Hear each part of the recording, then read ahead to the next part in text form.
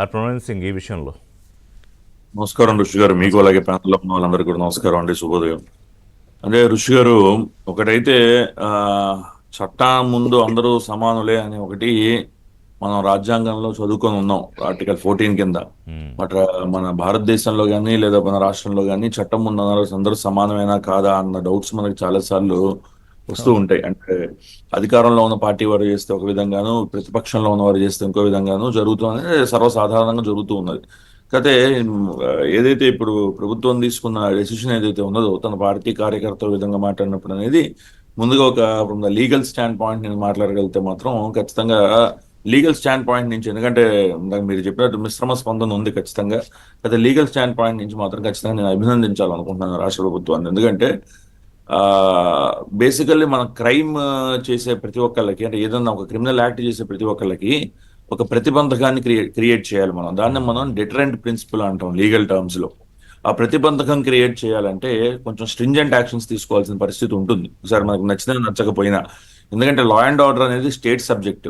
So రాష్ట్ర ప్రభుత్వం కాపాడాల్సిన లా అండ్ ఆర్డర్ ఏదైనా డిస్టర్బ్ అవుతుంది కొన్ని వ్యాఖ్యల వల్ల, కొన్ని మాటల వల్ల అనుకున్నప్పుడు, ఆ లా అండ్ ఆర్డర్ని కాపాడాల్సిన రాష్ట్ర ప్రభుత్వం కొన్ని స్ట్రింజెంట్ యాక్షన్ తనవారైనా సరే తీసుకునేటప్పుడే మనం ఆ ప్రభుత్వాన్ని అప్రిషియేట్ చేయాలి ఖచ్చితంగా. ఈరోజు తీసుకున్న డెసిషన్ కార్యకర్తల మనోభావాన్ని దెబ్బతీసిందా లేదా అనేది మీకు ఆల్రెడీ ప్యానలిస్టులు ఉన్నారు, వాళ్ళు మాట్లాడతారు. అవును. కానీ ఒక లాయర్ గా చెప్పాలంటే మాత్రం అలాంటి వ్యాఖ్యలు ఖచ్చితంగా with in the framework of law వస్తాయా రాదా అంటే ఖచ్చితంగా with in the framework of law వస్తాయి. ఖచ్చితంగా అలాంటి కాదు, వాటి మీద నిన్న ఏంటి హైకోర్టు, గౌరవ హైకోర్టు ఈ సెక్షన్ల గురించి ఏదో కొంచెం పోలీసుల్ని వారించారు అని, ఏంటది త్రిబుల్ వన్ అంటే ట్రిపుల్ వన్ హైకోర్టు సెక్షన్ ఏదో పెట్టారు.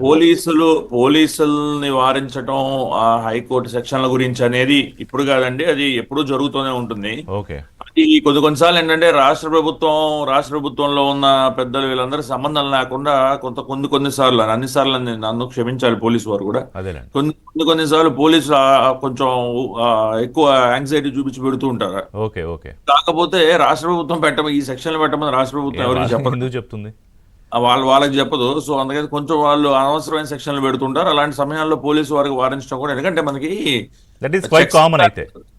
చెక్స్ అండ్ బ్యాలెన్సెస్ అనేవి ఉండాలి కదా ఋషి గారు. అవును. ఇప్పుడు అవును. పోలీసు వారు ఏమైనా అత్యుత్సాహంతో ఏమైనా పని చేశారు అనుకోండి, ఎవరో ఒకరు వారించాలి కదా. ఇప్పుడు అంతే రాష్ట్ర కదా. ప్రభుత్వం ప్రతి ఎఫ్ఐఆర్ ని చూడదు. సో న్యాయస్థానం ముందరికి ఎఫ్ఐఆర్ వచ్చినప్పుడు న్యాయస్థానం ఎఫ్ఐఆర్ ని చూస్తుంది కాబట్టి అత్యుత్సాహం ఏమైనా ప్రదర్శిస్తే చెప్పాల్సిన బాధ్యత ఖచ్చితంగా న్యాయస్థానం మీద ఉంటుంది. మ్మ్. సో అదే ఇప్పుడు ఇష్యూ ఏంటంటే, ఏదైతే సెక్షన్లు సోషల్ మీడియాకి సంబంధించి నాకు మీరు ఇనీషియల్ రిమార్క్స్ లో కూడా చెబుతూ ప్రత్యేక చట్టం రావాల్సిన అవసరం ఉన్నదంటే ఖచ్చితంగా ప్రత్యేక చట్టం రావాల్సిన అవసరం ఉన్నది ఋషి గారు. ఎందుకంటే I tell you the reason why.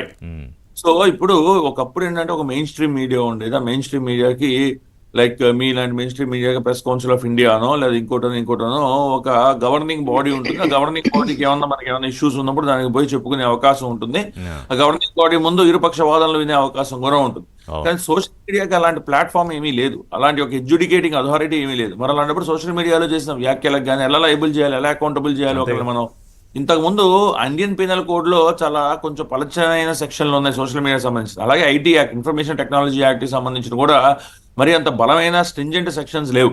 So అందుకని ఏం చేశారంటే భారతీయ న్యాయ సంహితలో సెక్షన్ 111 అనే ఒక సెక్షన్ తీసుకొచ్చి దాని కింద సోషల్ మీడియాలో కనుక ఇష్టానుసారంగా వ్యాఖ్యలు చేస్తే దాన్ని కూడా సైబర్ స్పేస్ లో Right. దాన్ని ఉపయోగించుకొని ఒక క్రైమ్ చేయడానికి అవకాశంగా దాన్ని భావించారు కాబట్టి దాని ప్రకారంగా రిమాండ్లు